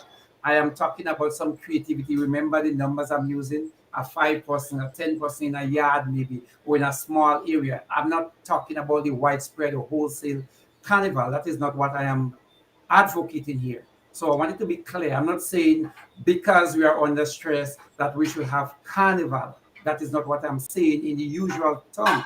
I am advocating for a sort of compromise where people could be there could be some distressor. I mean, okay, so we had COVID, and then the first thing you do, you say you can't go on the beach. You can't go on the beach. So you lock them. I mean, how realistic, how helpful is that? You can't go on the beach. Why you cannot go on the beach? You don't even have a limit to say, okay, between X, Y, or Z. For what thinking is that? So I am saying that there could have been a compromise whereby you have some persons in a yard, in a small street, where in various villages where people right. cannot cross. Example, just like how the police had roadblock, you cannot cross it from you. I'm from Tivoli, so you cannot leave Tivoli and go to have a fete in Moya. So you have, Is that? Who gonna police that, Livingston? what is that? How you gonna police that? But the policy during COVID, a lot of persons couldn't, like you couldn't go outside. There were roadblock in Moya. Yeah, there was roadblocks. Yeah, There were separation. roadblocks, and so it was done. So So you some would have a small, and you don't have to be the entire village, the roadblock. There are a roadblock right by my home, the intersection between Mount Rose and Hermitage, and vehicles couldn't go, people couldn't go. And as I say, small crowd, they don't have to be large crowd. but okay, you use a word there, and that's gonna go into another question of where people are frustrated. Small crowd. Okay, Cowpen. Cowpen was supposed to be a small crowd that gotten some permission, but it's not a big event. How do you control when you say small? Like what is the size of small? And what if people start coming in the bigger numbers? I think So since you allow it, once you allow it, you open up the doors for people to come. So Junior, yeah, let us go more into the creativity. So on Sunday or on Emancipation Day or so yesterday Sunday, every village will be given a chance to stay within the village. Now, because there was only one cow pen, then everybody looking for a place to go and fet. So everybody went to cow pen. So a lot of persons went to cow pen. But if you had 1,000 such cow pens on that one day, that you would allow persons and people would send video, as I say, no group, no larger than 10, then you kind of prevent persons from having to go to that one venue, that one event that you allow on the island. Okay, Joel, jump in. Yeah, the hypocrisy with politicians is something that concerns me a lot, Junior. Mhm. And let me tell you for an example. We were, politicians say, oh, we are here to save life and livelihood. But Junior, look at what happened. Look at how many politicians or how many governments have called election during the COVID and in the height of COVID. Let's go to Trinidad and Tobago. It was okay for them to have an election campaign and run election during the midst of this pandemic because they saw it as a strategic advantage for their re-election. They didn't care that thousands and thousands of people had to line up in polling station. They didn't care that they themselves had to go down in the community and meet their constituents and do all of those things, right? They had no problem with that. Trinidad did it. Jamaica did it. Belize did it. Right now, St. Lucia. It's okay for them to have these gatherings because it suits their advantage of getting back in government during the COVID. But for carnival like activities or anything that resembles people gathering to enjoy themselves, it's a problem. Look at what happened in, like, say, for example, Trinidad after the elections. There was a spike in cases. The prime minister didn't take blows for that. He didn't see that as a problem. He saw that as an advantage for him to win an election. So I'm certain if an election was to call anytime like right now, all the social gathering, all the fun and excitement and all of these things would be allowed to happen. But don't worry, Junior. We have until 2023 for an election. I'm watching still, Junior. We have next year if the election is not called. The media and everybody else need to give it real blows because Hold on. I'm looking very closely. I'm looking at next year because let me tell you this here, Junior. During the midst of COVID, the prime minister had going into different communities and in a venue with enclosed venues, and I looked and saw hundreds of people in those venues. I mean up to 100, 200, 300 people in those venues, and they were speaking and doing the engagement with those people, laying the foundation for elections. It's okay for them to go into communities and engage people and all of these different things. So I'm looking to see as the time unfolds, how would the media respond to those things? Because if you tell me that 100 job, 50 job decide to come together in their community, in their village, by a shop and play peaceful job and enjoy themselves, nothing wrong with that. I look for example, in like a small communities now, you see like a job, 10 people, 20 people, and police still come in and shut down the events. You're not seeing job gathering like 5,000 job or 1,000 or whatever. It's small little community village shops and people just assembling right there and they having a little fun. Allow these small little communities to have their little job event. Only job. Yeah. We're not saying that you have to have soca monarch and all these things. If the people want their job because people look forward to their job, allow them to do this. Grenada is Junior, and one of the things we don't understand, I don't know what's the demographics in the United States, but Grenada is a youthful population. And if you understand the characteristics of youth, especially when young people feel controlled and they feel pressured, there's an outburst. Right? And we have almost 65-70% of our young people. So yes, we may say we're trying to solve a problem, but we are creating a bigger problem for the society. So there must be some balance. There must be some compromise. And you have to be willing to work with the people. Young people are already seeing the prime minister because everywhere you go, people say, Daddy, they see the prime minister as dad. Because that's how they operate. And you know how children operate. When they feel their parents they become rebellious. So they are laying that groundwork for young people to be resistant and rebellious. And we don't want that kind of society. We want a peaceful society. We want a society where the rule of law is respected. but we also want a society where people feel that they're part of the society and they should have right to enjoy their culture. So there must be some sort of balance. There must be not an autocratic, dictatorial kind of a totalitarian kind of approach. We are living in a democratic society, and we have different people with different needs, and we must be able to meet at some middle ground. Yeah. Livingston, you was gonna make an addition to the point. Well, no, I thought Joel was really summing up what I was saying. I think I mean, and people might think that Joel and I spoke before, but I think we're on the same wave, recognizing and you see what the poem captured is that same lack of connection with our Grenadian identity, our Grenadian culture, our Grenadian people. The government is not, so people feel a sense of anger. So when the poem was done, the youths are angry. We are angry because it seems like we are being we are now being governed by a foreign entity. But it's like these people that are at the helm don't seem to have a clue as to what it is or how they can reach out to service the Grenadian population. And so the youths are angry because you're not in touch with the feeling, not in touch with the culture. You have no vent to give them in order to for what they are feeling. So I think that is just what I really wanted to say to sum up what we were basically saying from the beginning. That it's like we are being governed by a foreign entity. Right. And that's another source of frustration, and it seems anger, because people watched the Prime Minister's presentation last week.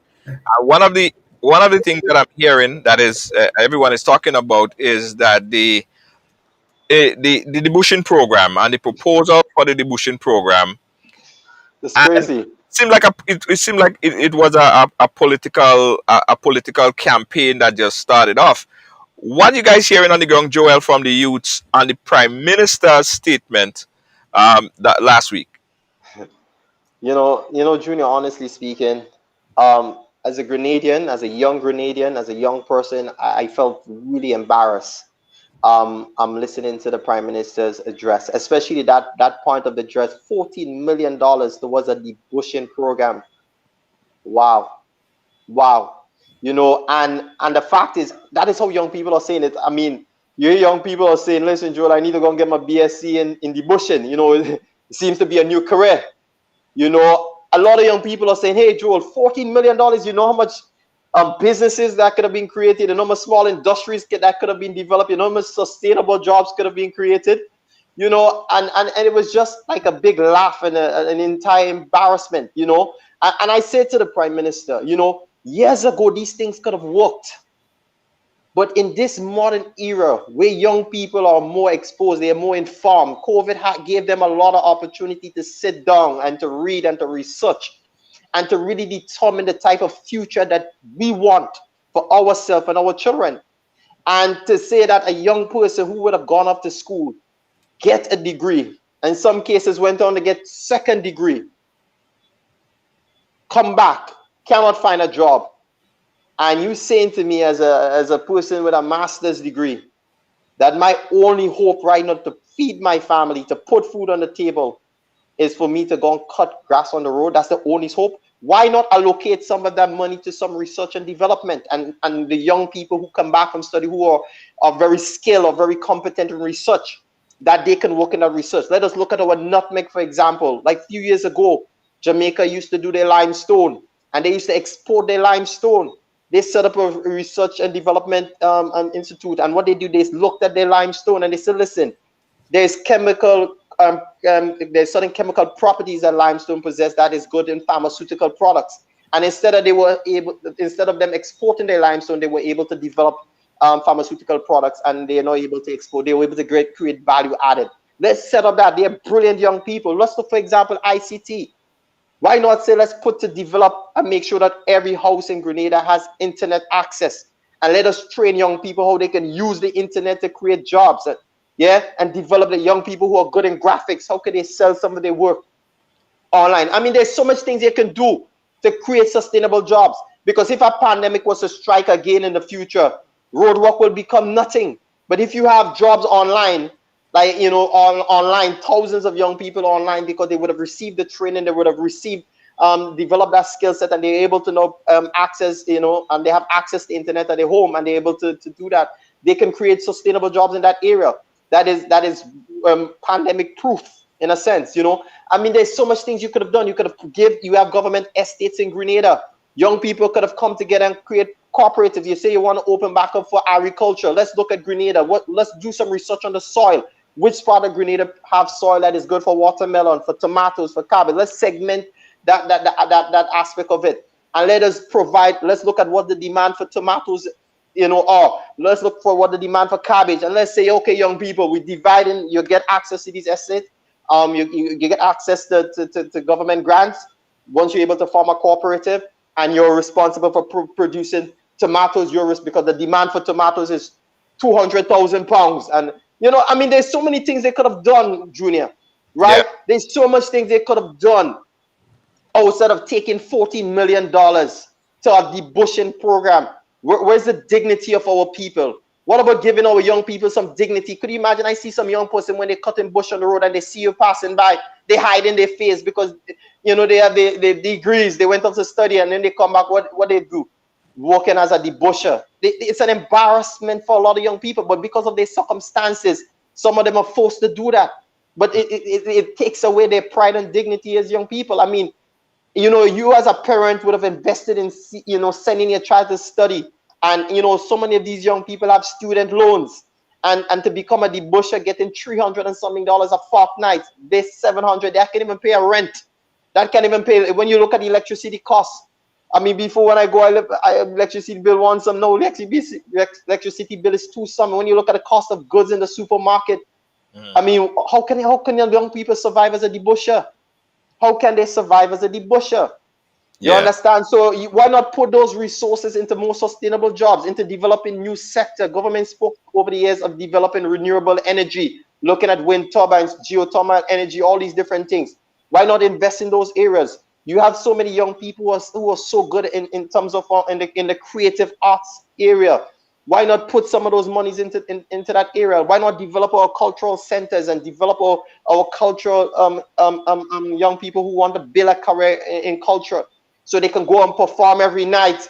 So the tourists, just how you like tourism, you bring the tourists and all these people into that cultural event, and they get that good performance from our young people who are specialized in those areas. I mean, we cannot just continue. Listen here, Junior, and we were talking about the whole situation of the pandemic. Could you imagine, once tourism is out and SU is down, Grenada economy grind to a halt? Could you imagine that? Yeah. Could you imagine it? And we have not learned the lesson as to how to rebuild better. The same blueprint that this government has used for the last 20 years, debushing, Imani, tourism. And these are volatile things. At any given time, it could just, collapse.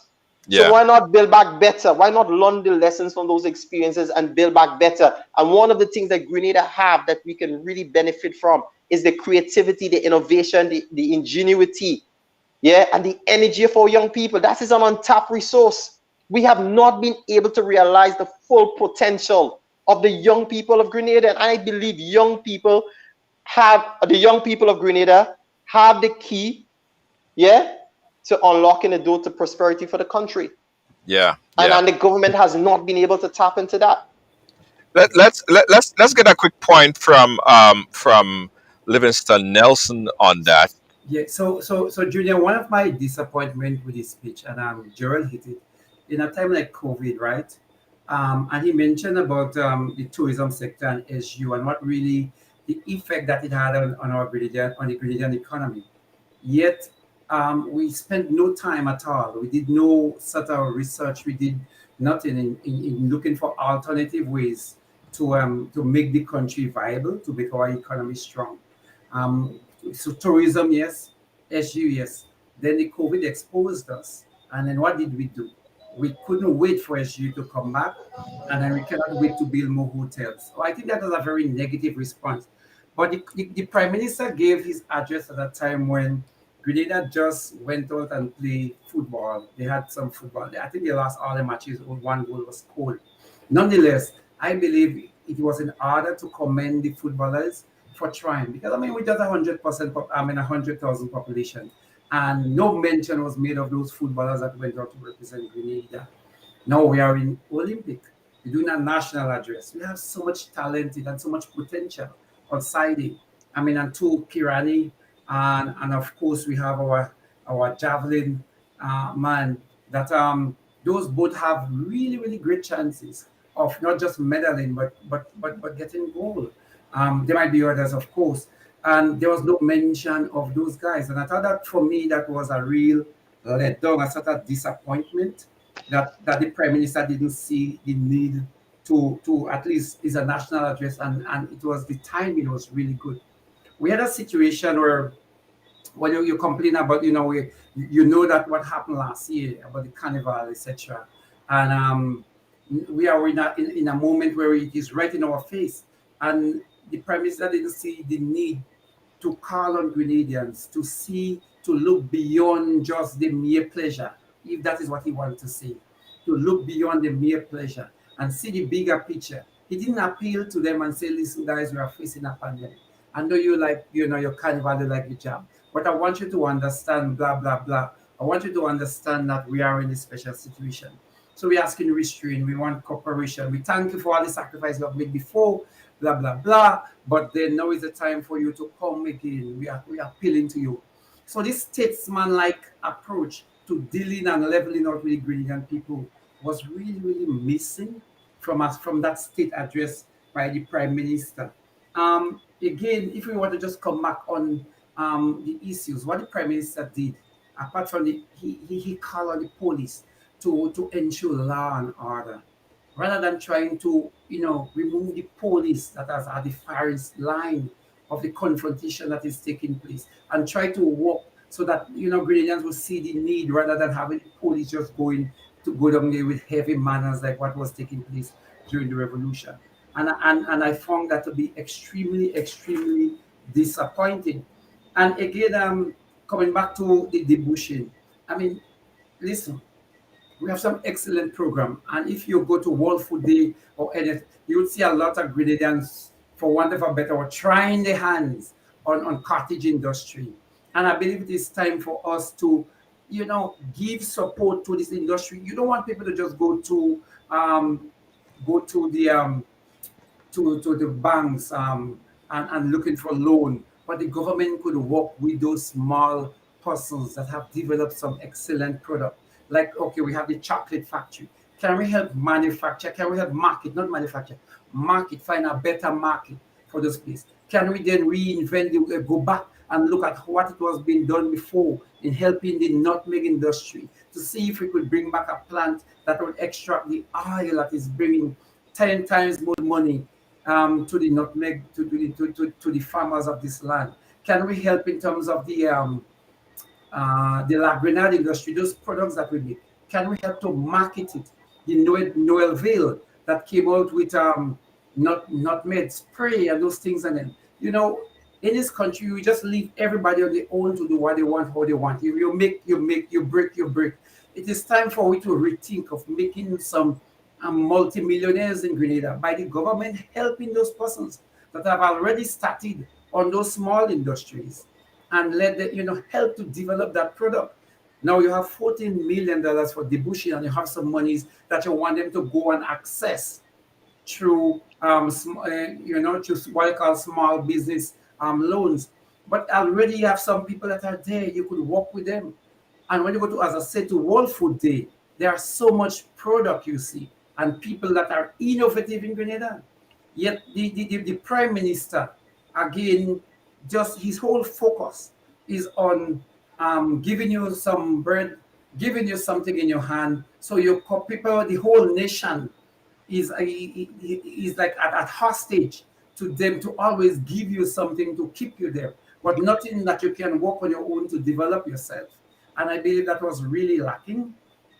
So the statement far and wide is deplorable. It was humiliating to hear our Prime Minister take down the country and his focus was just they have to be vaccinated, and then you have a stimulus package, and that is what we're going to be getting to our people, but nothing substantial to plow into the productive sector.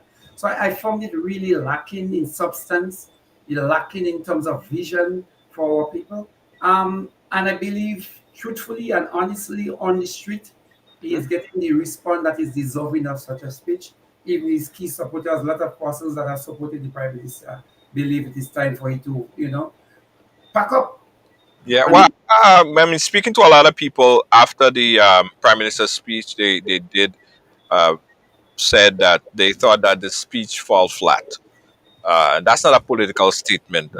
A lot of people are saying that, even the way how they started with the speech about the vaccine, people that are vaccination, they would just tune out and not yeah, even listen to the rest of the speech. yeah, So it was bad in terms of how it was set up in a way. So that's what a lot of people are saying. But we cover a lot of things here, right? And a lot of people also criticize the prime minister and his speech for not giving a visionary type of speech. It's kind of like a loom and Exactly. doom type of thing. Yeah. So I want to change this around right here. We kind of over time, but I want to use this opportunity to create some kind of inspiration for the viewers and the people that's watching. Exactly. Um, Exactly. Something that was not done. So Joel, I don't know. I know you're always ready. If you could just Yeah. to the loom Yeah. and just give something positive that we could look Yeah, forward to. no, but Junior, I'm really happy that you want to end on that note. As a student of history, right? There were different points in history where a country was faced with serious hardship, right? And one of that period for me was the Great Depression of the United States of America when Roosevelt came into power, and he gave this speech and that speech, right? And it was so inspirational, and he implemented the New Deal. And I've looked at during that period how the country was able to dig themselves out of the Great Depression. And since the start of this COVID, I am saying, okay, yes, we're in a pandemic. Yes, things are tough. Yes, things are hard on our people. But how can we create unity instead of creating separation? And I think what this government did in the start, they approached it was wrong. It was like, I'm in charge, I'm in control. It was not like we are in this fight together. We are going to come out of this thing together stronger and better as a people and as a nation. There was no vision for the future. There was no inspiration, but there was also no empathy. So it was very difficult for them to really get buy-in in many cases, right? So going forward, I will call on the Grenadian people for us to really come together and unite. Our country is at a very difficult crossroad, and we cannot continue on the same path of leadership, especially leadership that lacks inspiration, leadership that is not forward thinking, right? So it's really important. We cannot continue on the part of leadership that has divided our country. Yeah, and we cannot continue on the part of visionless leadership. I think we need a new vision for the future, but we also need a leader that can bring Grenada together, because to rebuild this country, we would need all hands on deck, right? We would need the creativity of our youth. We would need the experience and wisdom of the old. We would need to have a common vision for the future as to where we want Grenada to go, what sort of future we want for our country, what sort of future we will want our children and our grandchildren to inherit. This is just, it should not be about us, but it should be about the future of Grenada. We want when the history book is written, that we were part of this historical moment, that moment of transformation, that moment of putting Grenada on a path of prosperity and sustainable development. We cannot continue along the same old economic model of tourism, and in its current form also. The world is now looking to space tourism. They're not even studying this, Yeah, this new form of tourism. small message, Joel. What's the positive vision we're gonna end on? Yeah, so basically, from what I would basically want to say, that we must you look at a vision where we have greater level of inclusion in our society, where all citizens feel that they're part of a better Grenada, and we must have equal opportunities for all citizens, right? and we must have a leadership that really cares about the people, but also leadership that is visionary, and that I think once we have that, and we have all hands on deck as a people, and we're moving in the same direction, I think Grenada will be well positioned to be Yeah, a model to the rest of our Caribbean counterparts. absolutely. Mr. Nelson, you want to end on a positive note, an inspiration? Let me take the time to say, well, first, thank you for having me. I think it was a pleasure exploring this topic, and I must say I am feeling these days that in all that transpired, all that happened, that a lot of persons from the political divide is actually closing up. A lot of persons now recognizing the need for us to use our Grenadian culture, to explore it, to embrace it, and to me that is extremely positive. Larry. I am also feeling I'm sensing that feeling where people recognize that tourism cannot do it. That that we have to go back to agriculture. We have to go back to ICT. We have to do more in that regard. And Junior, and to our listeners, usually it is the people that move the government. So I'm having that feeling that the old adage, the old ideology that governed us before is becoming extremely irrelevant. People are recognizing that it has no place in this present narrative. And I think hopefully and very soon that this whole narrative will get out of the way and a new one will come, because a lot of us now are coming together with this common understanding that we have to invest in Grenada in a more tangible, with a more long-term vision for the sustenance of Grenada by Grenadians and for Grenada. So I hope this is positive enough. Um, I hope this is positive enough because Very I strong point. I don't see the present administration leading this way. So I believe it's this new surge that is coming out from these people would make it a reality that this whole adage, this whole absentee ownership kind of ideology, whereby the foreigner, the white man is always right and has a more prominent place in our society. I believe all this is going out of the door and the real Grenadian feeling is emerging. And so with that would be a new reflection, hopefully in a new government. Yeah. Well, let me just end on this, right? That a lot of people keep saying that they endorse and they want to see new leadership and they want to see new people, they want to see new faces. But as soon as new faces start to emerge, the same set of people go and criticize that new leader, that potential person who could rise, who could lead up that cause. So it makes a lot of people feel like I don't want to get into that. Like every time I open my mouth, I mean, you want new leadership. Here I'm putting out myself, but you get chastised, you get criticized, all kind of things. So that is kind of not even encouraging new leadership. But I do agree with you. We need vision. We need vision. I think a leader, any leader, whether it's the current administration, the NDC, the TGM, whichever leader that emerged coming out from this year, should embrace the youth and the new vision, because I believe that that is the wave of the future, right? So new leadership is paramount. But we as a people need to stop criticizing our new leaders or the potential, the people that are coming up. And when they come out and they speak strongly, the first thing you go and do and chastise them, and that is not the way to go. That is not breeding new leadership. You are more discouraging the leadership. But listen, guys, I thank you so much. I thank you, Livingston Nelson. You have done such a great job in doing this poetry. I was very inspired when I looked at it. So I said I had to do a program to reflect on everything that is getting people that is angering a lot of people, that getting people all fed up. And that was the inspiration for the program tonight. So I thank you so much, Livingston Nelson. We're gonna have some extensive conversation about why people are upset, what are the catalysts of people being upset, and what more could be done. Right? What more need to be done? So thank you, Joel, as well. Thank you, my brother. I Always appreciate it, man. sign the call, and I appreciate you so much. So thanks again, guys. And big up to all your viewers, man. Big up to your viewers. Yeah, absolutely, absolutely, absolutely. Bless up, man. Yeah. Thank you. All right. Yes, guys, this has been another conversation right here on Ride Along. And you know what we say, right? Ride Along is a platform where everyone have a story to tell. Yeah, everyone have a story to tell. And we want you guys to share your story. Don't feel intimidated by your story. Don't feel intimidated by other people, right? Come out and share your story. That's what the platform is here for. It's your platform to share your story, right? And you would find you would find when we have conversation of like this or other conversation, there are always difference of opinion. I welcome that. I embrace that. I love that. I love when we could have a debate. Like everybody not going to agree with Joel, or everybody not going to agree with Livingston. Everybody certainly don't agree with me 90 something percent of the time. That's fine. But if we could have a conversation, Jed, and say, yo, I don't agree with what you're saying, and this is my point.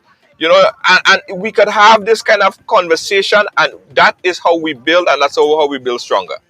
And leadership supposed to adapt the same principle, right? Leadership is not about just doing what you feel or doing how I feel and everything that I do, and that's how that is how it's supposed to be.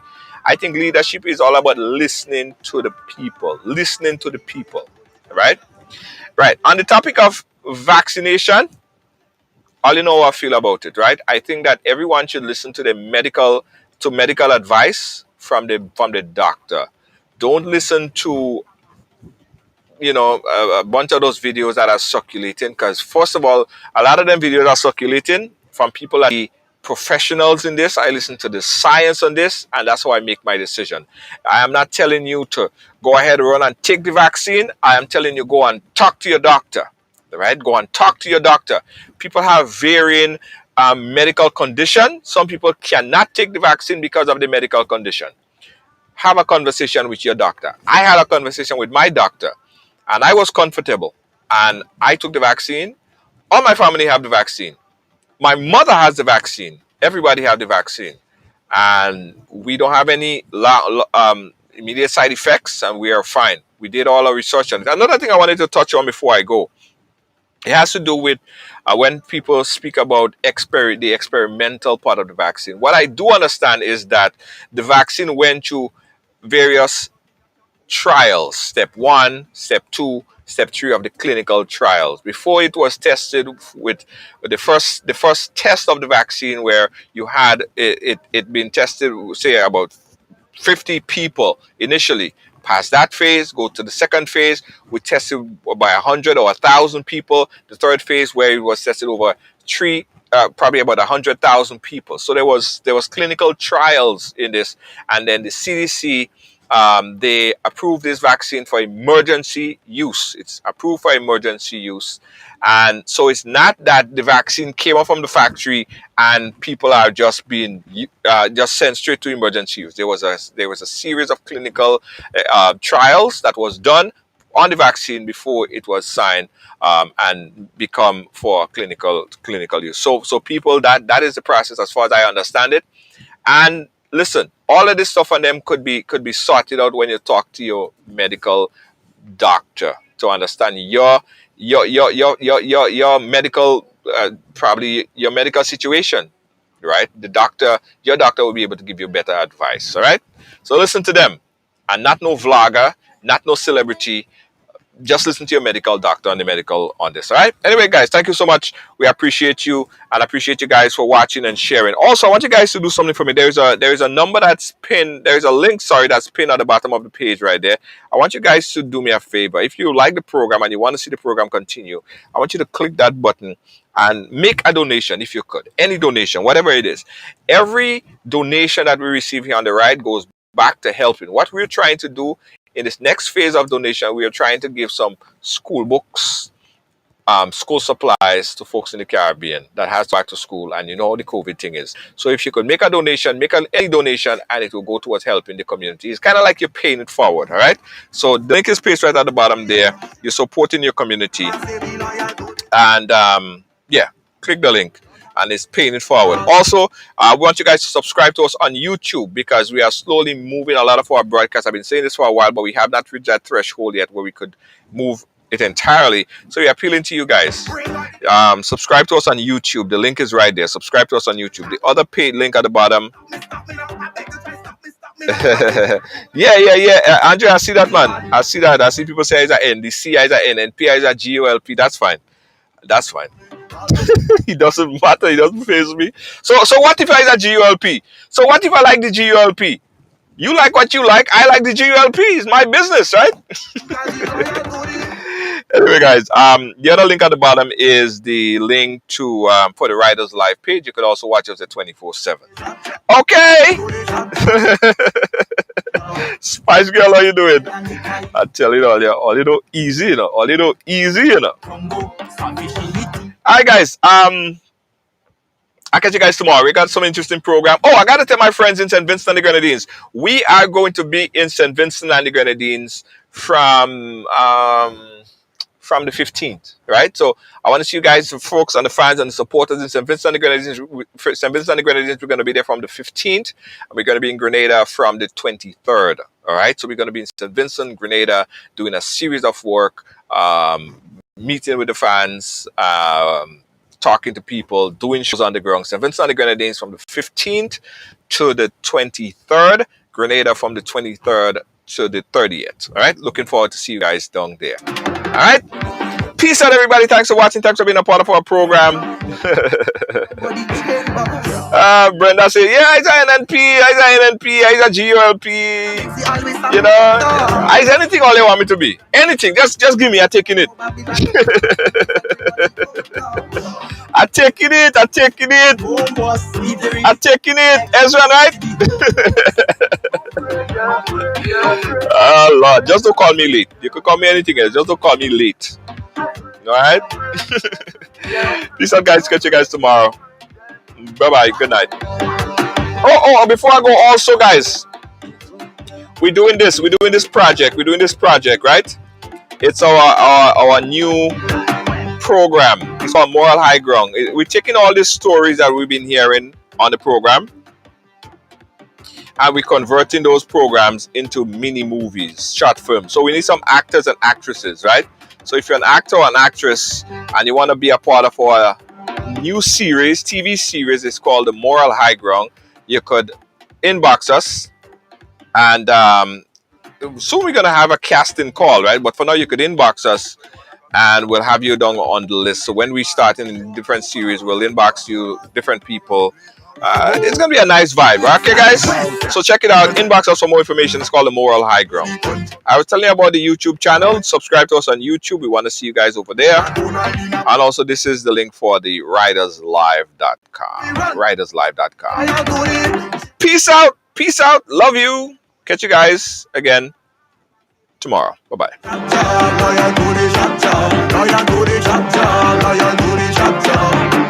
On the road to the morning is giving. Trouble are giving, I say real trouble are giving. Think of the trouble so forgiving, don't you ever try to be trading. Bring out the devil in him when he hear this song and he ready. Oh, a black and a shadow. I want to see all them stop me now. I beg you try stop me now. I create a whole line massacre. Who they inside the man? I tell you it's all away. He said man want me to say, because you do this come for me. All your bloody gun to me. When you jump wind up with style, just bring it come for me. That whole line in a plan, be my company. Down inside the van, that is where we run. And as the loyal to the job, loyal to the job, I say we loyal to the job. David Williams Funeral Service serve you with dignity and compassion as you mourn. Every day, we embark on the journey of life, and one day, the journey will end. It's on that day that you can entrust the celebration of life of your loved ones to David Williams Funeral Service. Call 718-291-382. Feeling hungry, grab a snack. Caribbean food delight. Jamaican patties, light and flaky. Caribbean food delight. Taste the difference. Caribbean food delight. Grab a patty, take a bite. Caribbean food delight. Quick and easy, grab a patty, take a bite. Caribbean food delight. Oh yeah. Welcome to TD Bank, where you'll find the personalized attention you deserve and the legendary experience you expect. Let's do business. If you are a medical or dental practitioner, contact me to hear about our tailored lending solutions for residential mortgages, equipment purchases, practice-related commercial mortgages and refinance. Visit me at 500 Baychester Avenue to hear more about our full range of personal and small business banking solutions. See you soon.